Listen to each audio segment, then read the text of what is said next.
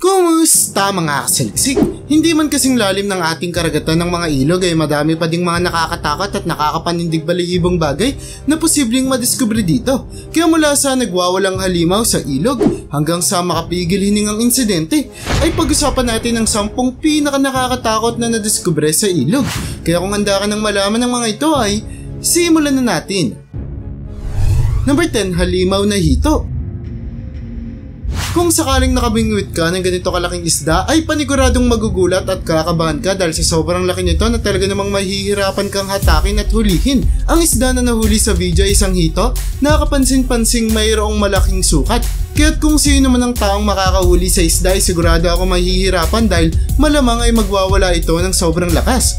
Ang hito ay sinasabing isang European catfish na kilala sa pagiging isa sa pinakamalaking isda sa tubig tabang. Kung kaya talagang pinapangarap ng madaming mangingisda na makabingwit ng ganitong uri ng isda dahil talagang may pagmamalaki nila ito sa kanilang mga kaibigan at kasamahan kung sakali mang magtagumpay sila sa paghuli rito. Yo, kumusta mga kasaliksik? Ako po si John Mark Guzman, ang boses sa likod ng Saliksik TV. At ngayon ay gusto ko kayong imbitahan na mag-subscribe sa Saliksik Gaming kung saan maglalaro at mag-e-enjoy tayo. Kaya ano pang hinihintay mo? Subscribe na at see you there kasaliksik. Number 9, halimaw sa latian. Madaming mga kwento-kwento tayong naririnig na kadalasan daw ay mayroong mga halimaw sa litian o putikan na tila ba ginawang totoo ng isang artist sa bansang France kung saan ang kanyang mga likhang sining ay hinaluan niya ng lumot mula sa litian na nagbigay buhay para mabuo ang mga statwa na ito na mukhang mga halimaw na gawa sa putik. Gumamit din siya ng seaweed na natuklasan niyang parehas ang pakiramdam sa balat ng tao na talagang nakatulong upang kung sakali mang hawakan ng kahit na sino ang mga statwa ay aakalain nilang mga buhay at totoong tao ito na nabalot lamang sa putikan. Ang mga statwa ay naging dahilan para madaming mga turista ang bumisita sa lugar, dulot na sadyang nakamamangha ang sining na ito sa litian kung saan talagang napagsama nito ang ganda ng gawa ng tao sa kagandahan ng ating kalikasan. Number 8, misteryosong halimaw. Paano kung sakaling habang naglalayag kayo ay bigla mo na lamang makita ang misteryosong nilalang na ito na unti-unting lumalapit sa inyong mga kasamahan? Ganyan na lamang naranasan ng mga kumuha ng video na ito kung saan makikita ang isang misteryosong halimaw na sa hindi malamang dahilan ay lumalangoy papalapit sa isang barko kung saan pinaghihinalaan na ito ang Loch Ness Monster na kadalasang naririnig sa mga kwento-kwento na nagmula sa bansang Scotland kung saan mayroon daw halimaw na naninirahan sa isang lawa na sobrang mailap sa mga tao. Ayon sa mga nakakuha ng video ay posibleng hindi lamang sa Scotland matatagpuan ang Loch Ness Monster dahil maaaring ang nakuhanan nila ay kauri din ng halimaw na ito. Ngunit dahil walang matibay na ebidensyang nagpapatunay na isa talagang halimaw ang nakuhanan sa video ay hindi pa ito tuluyang pinaniniwalaan ng lahat ng mga tao. Number 7, grizzly bear.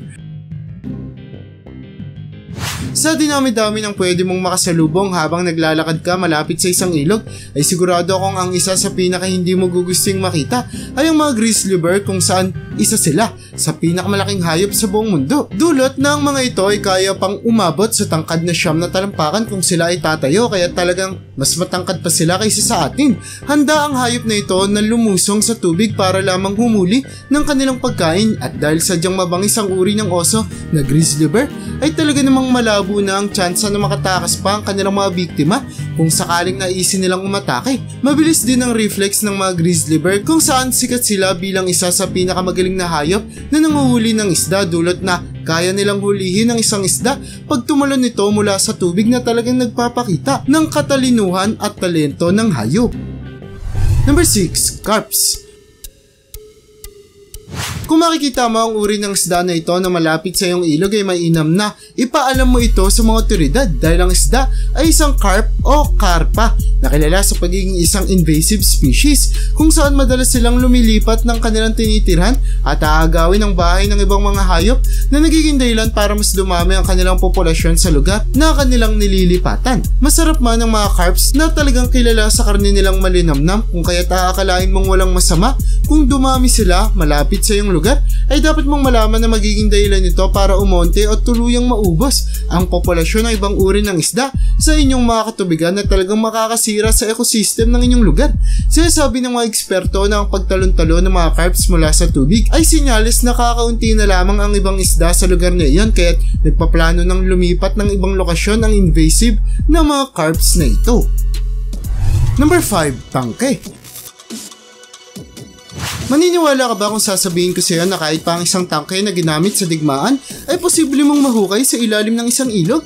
Ganito ang nangyari sa bansang Russia matapos nilang mahukay ang T-34 na tangke na ito na ginamit noong 1941 bilang panlaban sa pangalawang digmaang pandaigdig, kung saan talagang nakakagulat at nakamamanghang makita na lagpas kalahating siglo nang nakabaon ang tangke na ito sa putikan. Ang kinatatakutang dating armas sa digmaan ay tila ba binaliwala na lamang ng mga sundalo sa ilog matapos nila itong gamitin. Ngunit nang madiskubre ang sasakyan ng mga tao ay labis silang nagulat dahil kahit na nababalot na ng putik ang tangke ay gumagana pa din ang engine nito at buo pa ang mga parte, kaya't sinasabi na posibleng maibenta pa ito sa malaking halaga.